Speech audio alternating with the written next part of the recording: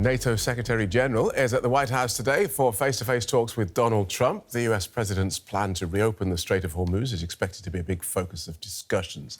But Mark Rutte, seen here meeting the US Secretary of State Marco Rubio, will also be hoping to mend ragged relations between the United States and the rest of the transatlantic alliance.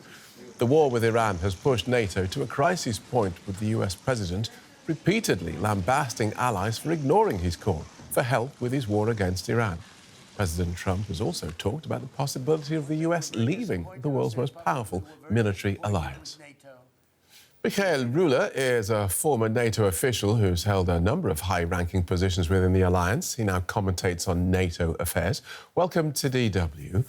Donald Trump is an American president who has talked about forcing Canada, a NATO member, to become a US state. He's also talked about taking Greenland militarily, which is part of Denmark, another NATO country. How bad is Washington's relationship with the alliance right now? Well, we had certainly better days, but NATO's history is a history of many crises and disagreements. And once you've been at NATO for 30 years or more, you begin to live with this. Greenland is certainly the worst crisis in NATO's history, which has been deflected for the time being. But with Trump, of course, you never know what comes next. So what would you say Mark Rutte's job is today? Mark Rutte's job is to keep the alliance together. That's the job of every Secretary General. And he has to deal with Trump, which is a unique challenge. And I think Mark Rutte so far has done an amazing job in tempering the wrath of Trump when it comes to what he considers ungrateful allies. So one is to hope that when he comes back to see Trump today or tomorrow, he will work his charm again. Let's hope it works. Really? That's all he has to do, is to play nice with Donald Trump in the hope that he doesn't say or do anything rash and then just, wait for the next explosion? I think there is not much else he can do because Trump is not like any other ordinary politician.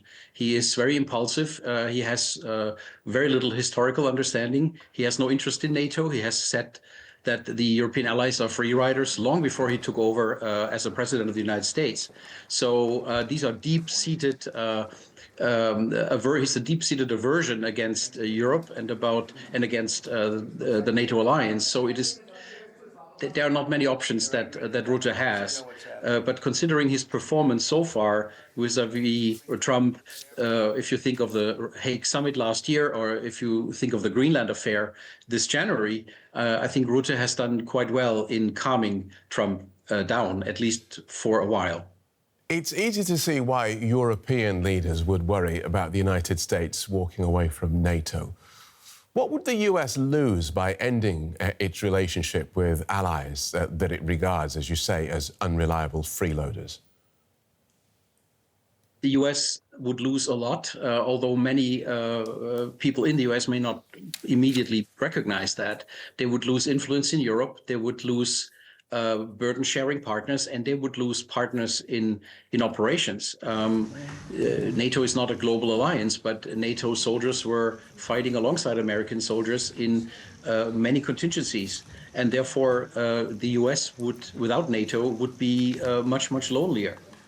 Here's the thing, though, about that argument. You say the US would lose influence in Europe, it would lose burden sharing, it would lose partners in operation. Let's take those one by one. Influence in Europe.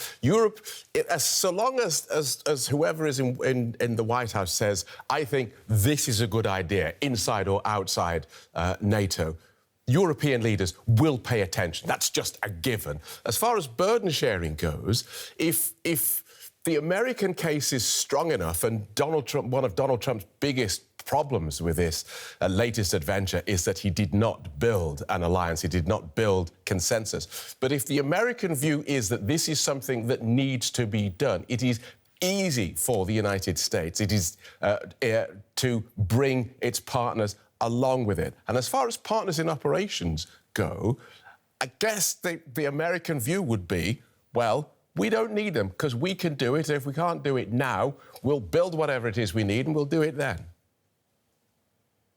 It was an idea that George W. Bush had when he went to Iraq. because he thought that if I do a coalition of the willing, it is more lenient. I don't have to wait for NATO approval. I don't have to build consensus. You could indeed very quickly put together a coalition, but such coalitions have a very nasty habit of falling apart also very quickly.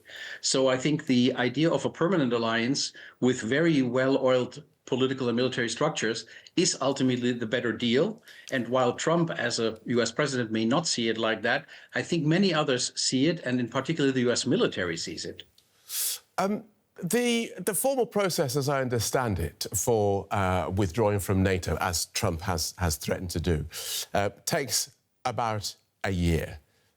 That's if it's done properly and formally. But let's say Trump just decides to just rip up the alliance, or to sit on his hands, or to just undermine the alliance by saying, well, if Germany or Greece or those irresponsible Spanish, if they're all invaded, I don't know. We might come to their aid, we might not. If he does any of that, nobody has anything to say about it.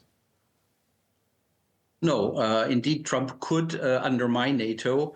He cannot leave NATO because that would require a majority in the Senate, which he doesn't have. And several Republicans, very influential Republicans, have already told him where the buck stops here. So he will not do that. But he can indeed sabotage the alliance. But I think if you sabotage the alliance by sitting on your hands, as you said, you will sabotage yourself, because the American military plays a major part in this alliance. And by paralyzing NATO, you're to some degree paralyze yourself.